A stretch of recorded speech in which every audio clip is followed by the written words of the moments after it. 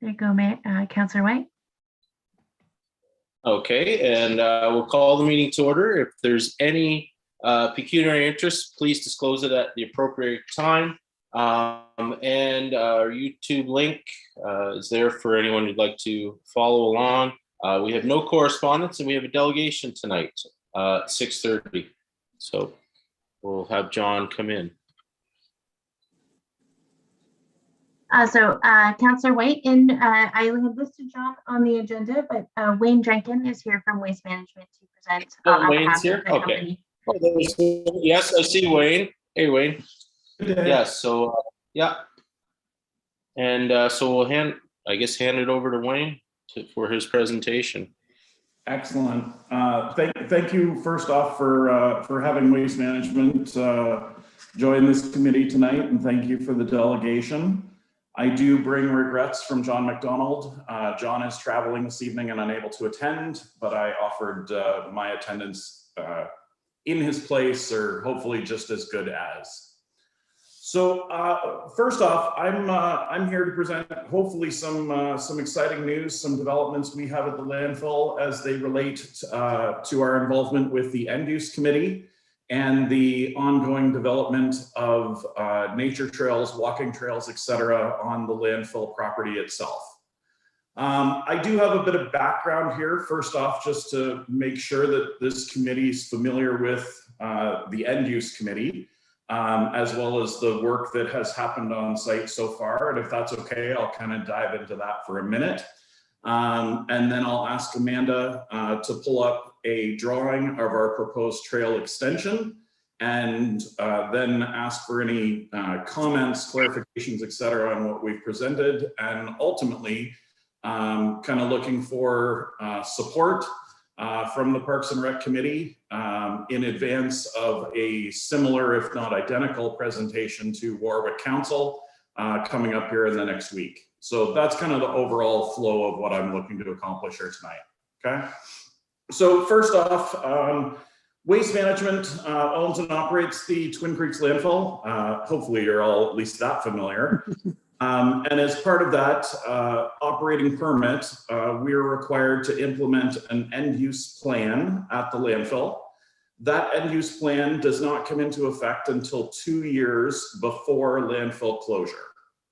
However, not wanting to wait that long to implement some beneficial uses of the landfill to the host community, we've worked with Warwick Township to create an end-use committee. That committee's been active now for around just over 10 years.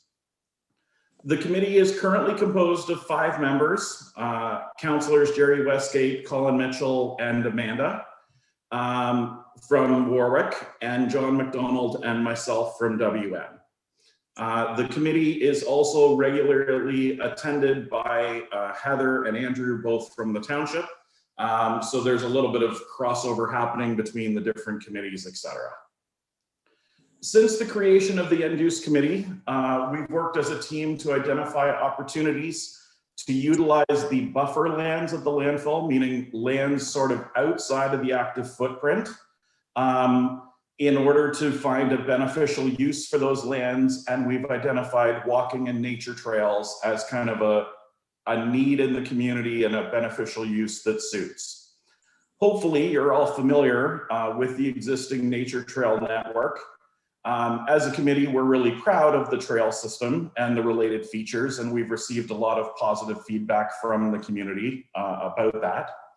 To date, we've implemented really 5 phases of the project. Chronologically, although it doesn't really matter, first we put in a parking lot and a trailhead at the cemetery on Nauvoo Road. We then added a leash-free dog park and a parking area on Confederation Line. We connected those 2 trailheads with a trail connecting Nauvoo to Confed. We then added a trail that connects to the Waterford Arena, connecting to the dog park.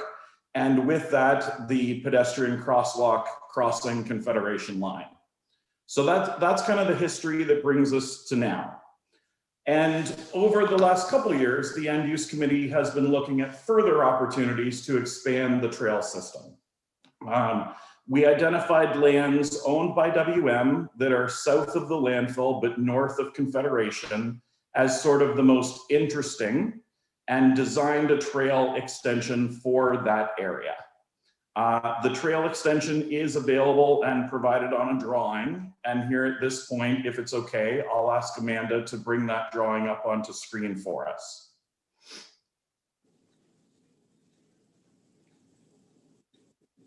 Thank you, Amanda.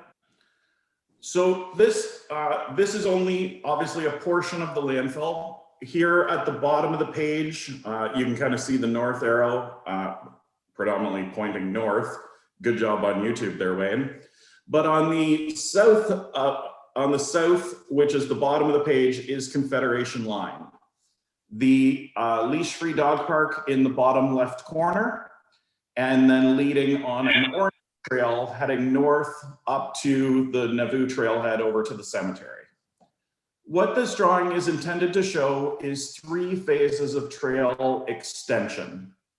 The first being a green line running parallel to Confederation Line along the bottom of the page.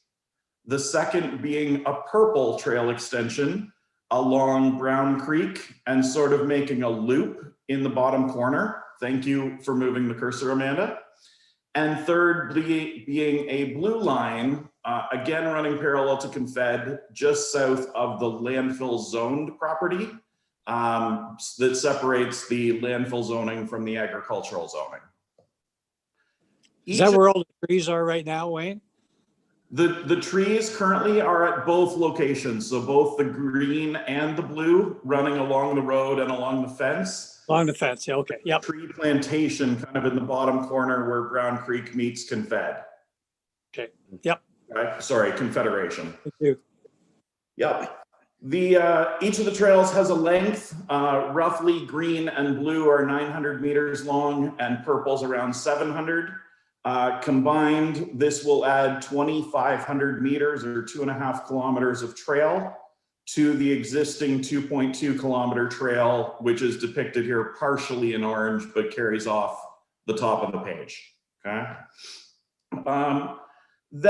So this is more or less what we're proposing, what we've worked together as a committee to identify, what we've put to plans, and what we'd like to implement over the next few phases, over the next few years. Just a bit more information here in that multiple reviews and approvals are required in order for this trail extension construction to proceed. The approvers and kind of a bit of background for each is what I'm going to cover here last. The first reviewer was St. Clair Conservation Authority. We submitted this package and a permit application to St. Clair back in March of 2021. Approval was received in November. They were required to review and approve because construction is within the hazard lands that happen along Brown Creek. And I'm moving my hand here depicting that same Brown Creek curve. The second, we brought this forward here today. This is the current presentation to the Parks and Rec Committee, hoping for comment, if any, and support, hopefully, for the proposed extension.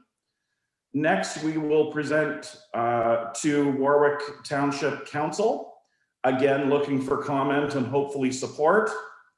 And the final piece, just to make everyone aware, is that the bottom corner of the purple loop area that had a significant archaeological find, and we will approach Walpole Island First Nation to ensure that we have their permission to construct the trail loop in that bottom corner. We're optimistic, no issues there, but again, just checking as we work through this that we've identified all the issues and approached all the various stakeholders. So in summary, that's the conclusion of the presentation that or the speaking points that I presented. And I'd like to pass this back to the chair and kind of ask the right format for questions, comments, if any. Great, thanks, Wayne. Are there any questions for Wayne from the committee? Yes, Wayne. Wayne, the only comment I've had is from a few seniors on the existing trail, if there could be a bench about halfway through.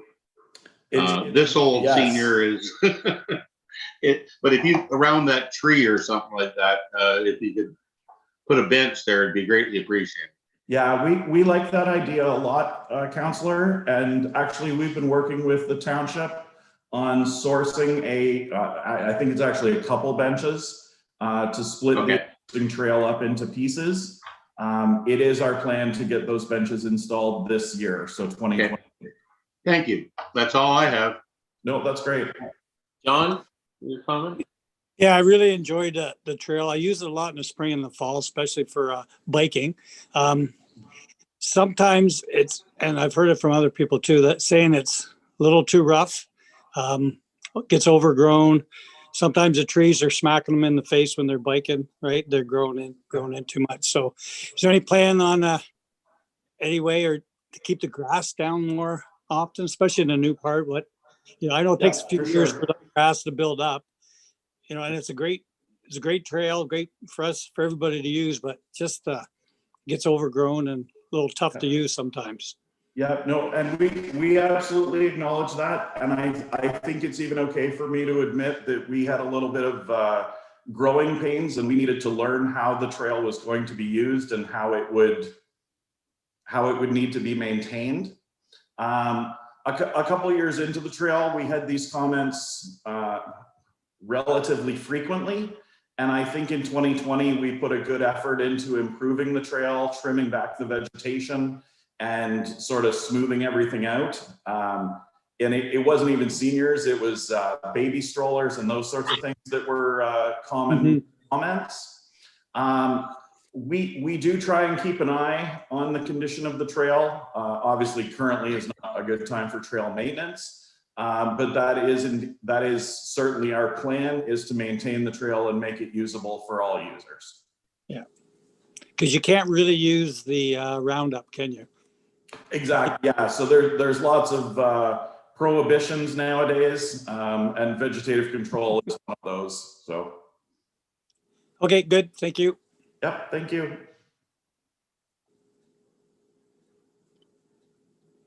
Thank you, Wayne. And I don't, Amanda has a comment? No? Not a comment, just a process note if the committee has no other questions. Okay, yeah, I don't see any other questions, so. Okay. So if the committee is supportive of the proposal as provided by Wayne on behalf of Waste Management and the End Use Committee, I might suggest that a resolution from the committee that recommends to Warwick Township Council the proposed trail expansion plan be approved. Great, would somebody like to move that resolution? Sure. John, yeah, and seconder. Martina, thank you. So, and all in favor? And no opposed, so that carries. Thank you. So thank you, Wayne, and thank you. A great proposal. Thank you. I appreciate attendance here tonight. I thank you all for your time. Is it proper for me at this point to sign off, or how would you like to proceed? That's fine. That's perfect, I think. Yep. Excellent. Thank you all. Enjoy your evening. Yep. Happy New Year, Wayne. Yeah. Thank you. Bye. All right, moving on. We'll go to the Park and Rep update for January 12th. So Amanda, I'll hand that over to you. Thank you, Councillor White. So you have in front of you a report prepared, and I'll maybe walk through with some calls notes, but feel free to interrupt with any questions through the chair at any time. So to start off, obviously COVID-19 is still real in our operating environment, and there are some recent announcements on January 5th that resulted in the municipality having to close all of our recreation facilities for 21 days as a result of the provincial announcement. So we did take efforts, of course, to comply with that requirement, and immediately on January 4th, we issued a public notice, which is attached to your report there, which outlines the closure. We also did inform in advance all of the user groups and community groups on our kind of contact list to make sure they were aware. Since that time, we've completed all the work to contact all of our existing ICE rentals and facility rentals to cancel, rebook, and or refund the previously scheduled events. So we are, watching and waiting for the deadline of this to see how the next provincial announcement will impact our operations, and we'll be able to adjust however needed, and either welcome and hopefully welcome back users too. That's that. So going back though towards that COVID announcement, we did have some very, an exciting season. When you compare back to 2020, we were able this year to welcome Silver Stick at an earlier time slot in the year for their tournaments, and I think by all accounts, I think it was very successful. So congratulations to the Silver Stick Committee on a job well done and delivering a great tournament. I see a comment here from John. Yeah, Amanda and Katie, Silver Stick went as well as it could have been. I'd like to thank Amanda, Katie, Steve, and everybody from the arena staff for helping us getting it going and right on time. And we did the best we could, and I think it was as successful as we could expect with the COVID issues and so on. So Silver Stick Committee would like to say thank you, and look forward to going again next year without the few little issues we've had this year. So thanks again. Well, thank you, John. It was a pleasure working with your committee and with the Silver Stick Committee. We value that partnership and definitely look forward to supporting in future years. So thank you for that. We did have a number of things coming on board at the same time as Silver Stick was preparing, including the opening of the dressing room additions, ready just in time for Silver Stick. So that was great. Still some restrictions on the facility, including the showers in the new dressing rooms were unavailable, as well as the urinals in the men's front lobby washroom. But we worked through those. The concession booth was also open through at Silver Stick, so we worked with our concession booth partners, and we did have some issues starting up the hood vent on the first day of them in the arena, but we were able to work through those, and it impacted their service for one day, which was unfortunate, but we're glad we were able to get it resolved. In addition, once we were able to reopen the washrooms, which has happened more recently, we did work to offer some new programming activities. We immediately launched public skating again and offered 3 new weekly opportunities. And we did work with our business partners to identify sponsorship opportunities, and we're very thankful to those sponsors who made public skating available for free. The municipality itself did sponsor the first full week of public skating, and we partnered with Tim Hortons to provide hot chocolate for free to all attendees. So I think it was great to have the facility back in use, both for Silver Stick and for public skating. Welcome the community back and really see the facility be used. It was great. I think staff are all very excited about it, and hopefully the community is too. So we hope to do that again soon. We also had to work with the reopening and Silver Stick coming in. We've put a lot of effort into signage in the arena. So Katie, who's on this call, has been making signs, ordering professional signs, putting up temporary signs, and then making them professional, changing them for different operations plans with COVID. And we're always happy to take feedback on our signage and or any lacking signage. So feel free, anyone on the committee at any time, to let us know about any additional needs. But we are working to help direct people through the facility and understand some of the COVID limitations that exist with our former operations plan that we had before the current shutdown.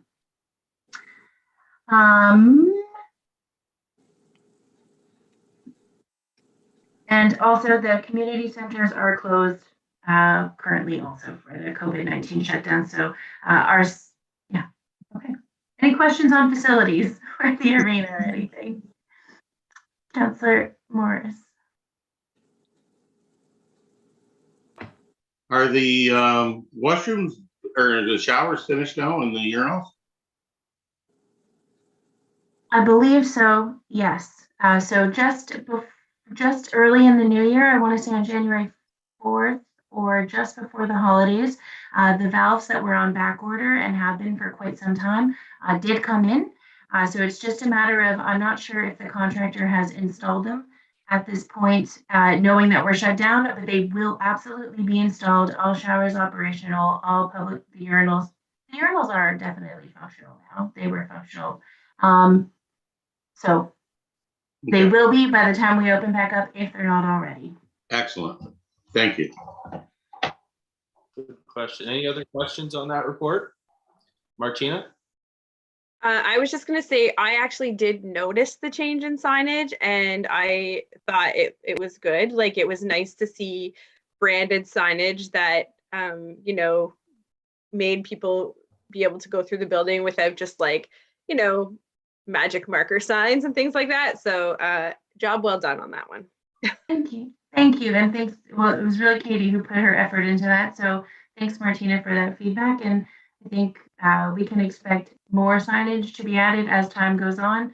We definitely see the need for some enhanced signage from what we've had previously. If it's okay, I'll move on to the next section. Go ahead. Yeah, Okay. that would So the Christmas lights and decorations were installed on November 22nd and have since been removed the week of January 2nd. So thanks to Blue Water Power, they do voluntarily assist us with installing those and providing a lift. So we appreciate that support from them. We have met on site with the Waterford Horticultural Society just to review their Bluebird Parkette revitalization plans for 2022. These did previously come to this committee and they were approved. But with the vacancy in our current manager position, I just wanted to ensure that we had budgeted all the appropriate items to support them in that project and that we, you know, we're going to be surprised by a future request by them. So I'm satisfied with that continuity and we look forward to doing that project with them this year and supporting some improvement in that downtown core. So that's pretty exciting to see happening in 2022. Moving on to ballparks. So there isn't a lot of update in this section since our last report. We are still working on our Hydro 1 issue at the Warwick Ball Diamond, so I don't have an update since our last meeting on that issue, other than to say we've followed up and we've requested some more information from Hydro 1 on costs associated with some of the work there. And we've also followed up with the contractor on our netting, and we're looking at solutions to get those projects completed and hopefully ready for the spring. So stay tuned, but no tangible update on that for this meeting. We did meet with the concession booth contractor as well as the concession booth leaseholder at the Waterford Ball Diamond. And we did review the renovation status at that property, their needs, some of the things that were causing delays in the project. And I am happy to say, I believe we now have that project on track. The contractor has been re-engaged, given their marching orders, and is working to complete that for the early spring.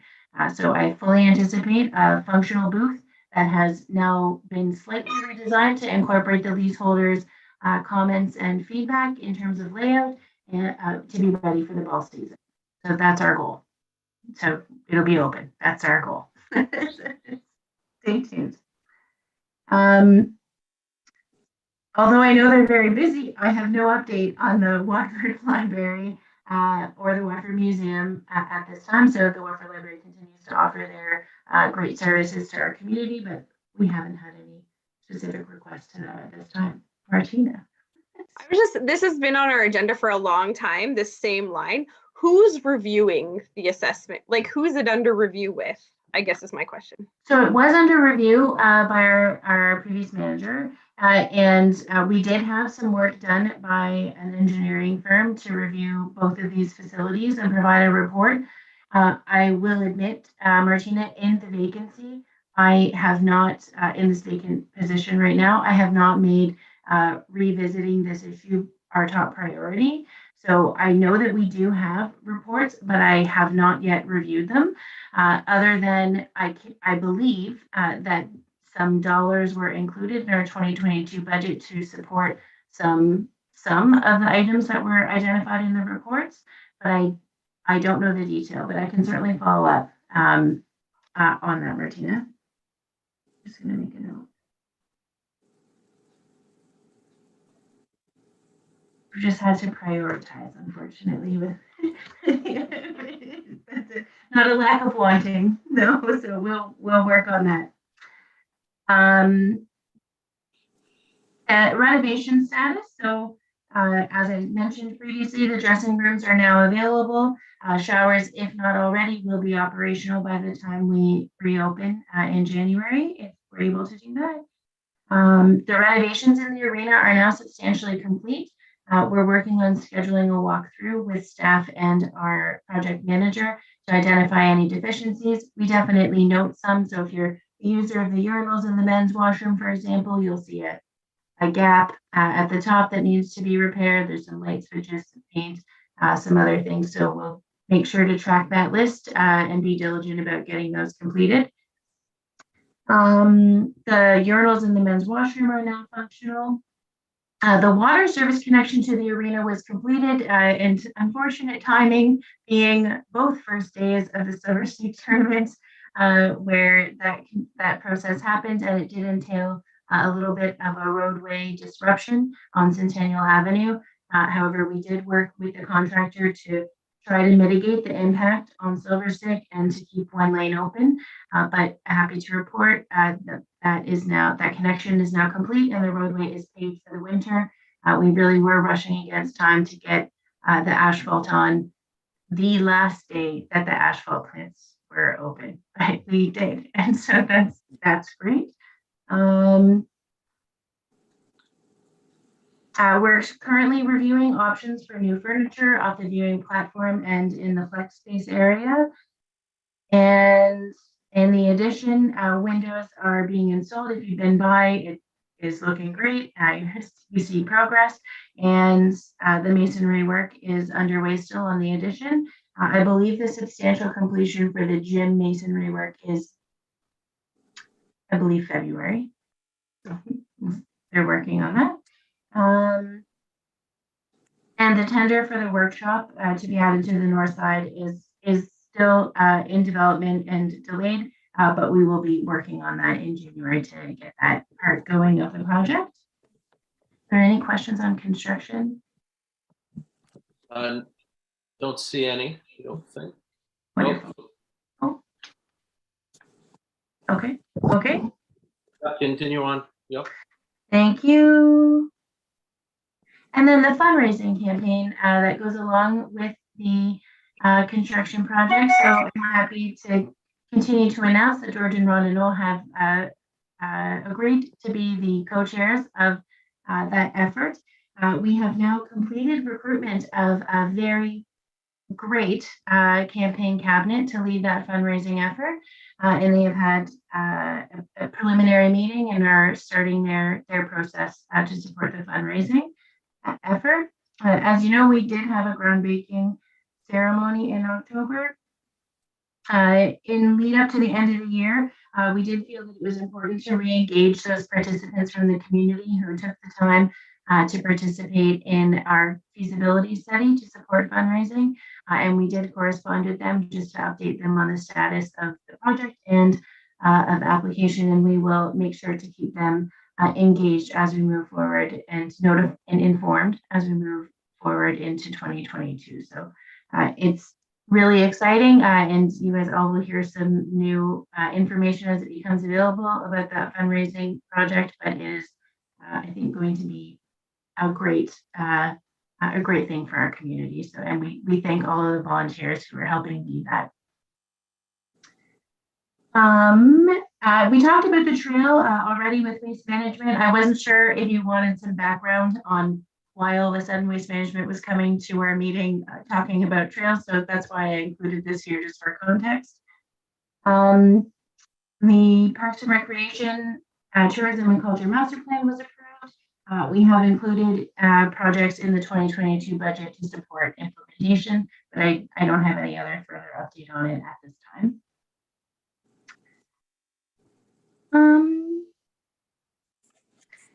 The 2022 budget included, again, Parks and Rec Master Plan items. Council is reviewing the updated budget on January 7th. That's wrong. It's not January 17th. It's actually January 19th is the special council budget meeting. So my apologies for that. January 17th is our regular meeting next Monday, but January 19th is our special budget meeting. So the updated budget will be available on that agenda, which should be out, I think, for the end of this week. And it'll just highlight any changes. At this time, unless council directs so, there are no proposed changes to the Parks and Recreation budget. Unless, of course, council deems so.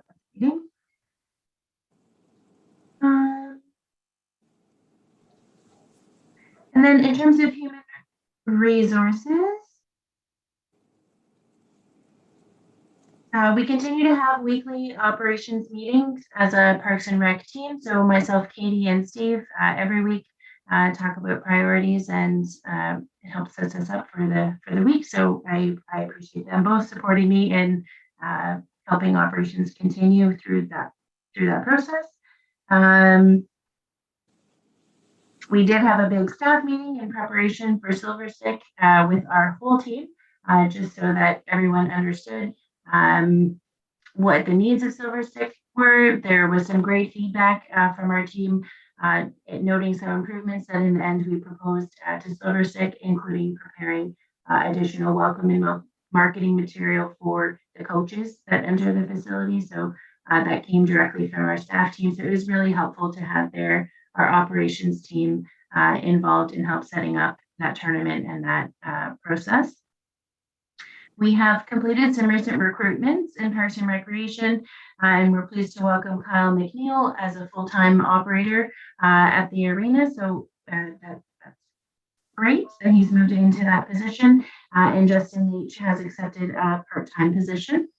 Bridget Eastman joined us as a summer student and has been continuing on, thankfully, in that role in a slightly different role on a contract basis for some time, and we've been able to extend her until February as well, just to support our operations while we had a vacancy in the management position was the intent. So thanks to all those team members. We did also complete an advertisement and recruitment for readers and security at the arena. So you may have seen that ad go out. We did receive some applications, and we will proceed with interviewing candidates in January. Our goal is just to look at the feasibility in bringing that service internal instead of external. It'll help, we think anyway, make it a little more efficient for us in terms of administrative scheduling and that kind of stuff. So we'll see though how that goes, but we do plan to follow up with those applicants and proceed with that process, even in light of the current COVID restrictions. Also, we are in the process of recruiting for the Parks and Recreation Manager position, and the application period closed on December 17th. So we are in that process now, and we'll definitely keep you apprised as that process comes to a close.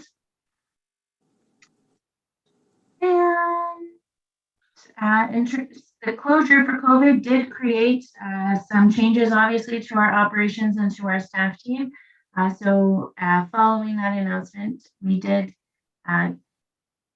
cancel our evening and weekend shifts. So we no longer need to run the arena for that at that service level. However, we have made arrangements to ensure that compressors are checked still every day, even on weekends, and we're working with our part-time staff team to bring them in for special projects, as well as our full-time team to focus on alternative projects and support them also through this shutdown period. So I think that's progressing well, and we can continue to see enhancements to the arena as a result. One of the things on the list is cleaning all the stands and repainting or touching up the paint on them during this. So we continue to find projects and keep them clear out our backlog. So that just make a nicer facilities at the end of the day. Any questions about that or any of those items? Don't see any. You want to continue on? Sure. Thank you. So I'll just speak to the updates. I tried just highlighting them in red. I don't know. We'll see if that's useful. Since we last spoke, we have approved the friendly little library that was requested to be installed in the parkette on Sunset Avenue by the Rotary Club. And so we have since requested locates. They were just submitted this week. Locates are taking about 6 weeks right now. So when they are completed, we will contact the Rotary Club, meet with them on site, determine the appropriate location for the library, and then coordinate the install through them. We are also planning to order a bench, and I'm just waiting for final quotes on that bench, which is actually sponsored by a local business. So that's wonderful. And at the same time, we'll be ordering those benches that Wayne alluded to earlier for the path. So we're trying to do a bulk order, and we've just been waiting on some final details to get that in. Libro, we did follow up with them on their request to relocate the community garden, and unfortunately, the site that they had in mind was not approved based on safety concerns. However, I think in talking with them about some of their reasons why they were looking to move the garden, it seems to have a lot to do with the sunlight at the existing location. So what we've offered and what we'll follow up with Libro on is having our staff meet with them on site and seeing if we can do some tree trimming at the existing Sunset site in the spring to help the garden get some additional light than what it had last season. So that's our plan for now. And of course, we're open and willing to talk about relocating to other locations in the future, should they or us come up with an alternate proposal. The request from the Horticultural Society will take place before the end of the 21-day shutdown. So our staff now have it on their work list since they have time for some special projects. This one will absolutely be completed. That's great. And I already spoke to the Horticultural Society and the installation of a rainbow crosswalk. I missed that in the actual report last time, but we are still consulting with Lambton, with the County of Lambton on this installation and potential possibilities.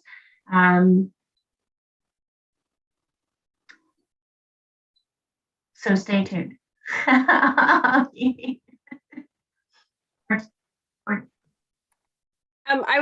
just was thinking about after our last meeting about that, you know, the issues it could be about having it at the across Nauvoo Road because of the safety thing. So, you know, something else I was thinking about is we have 2 schools and we also have a brand new community center. So one or all of those would be options to put in a rainbow crosswalk on township roads versus Nauvoo. So something to sort of keep in the back as a backup plan if we can't make it work, you know, front and center on Nauvoo Road.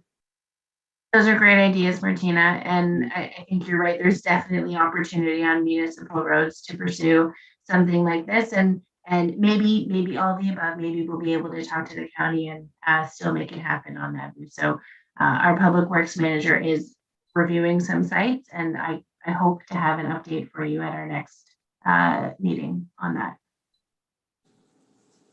Wayne?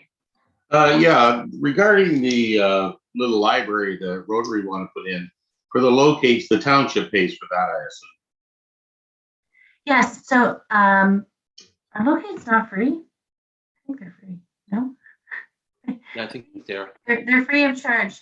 So they're it used to be call before you dig, are free, and it's because it's in the interest of all of the utility providers to locate their infrastructure so that it's not hit. Okay.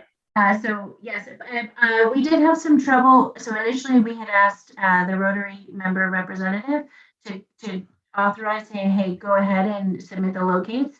And then they had some questions and some some trouble with that because they weren't the property owner. And anyway, we spoke with them and we just took it on and did it. Good. So it is Thank done, you. and we got that done. Thank you. And then the final thing, it's not big in terms of the report content, but big for our community, is we were able to have some special events this year. The Santa Claus Parade did happen in early December, and thanks to that committee for putting that on. It was very exciting, as well as Moonlight Madness, which was well attended and had some great feedback. So that's also organized by a local person. And the municipality just supports and answers some questions, and so it's great to see those events that happen this year. Great, thank you, Amanda.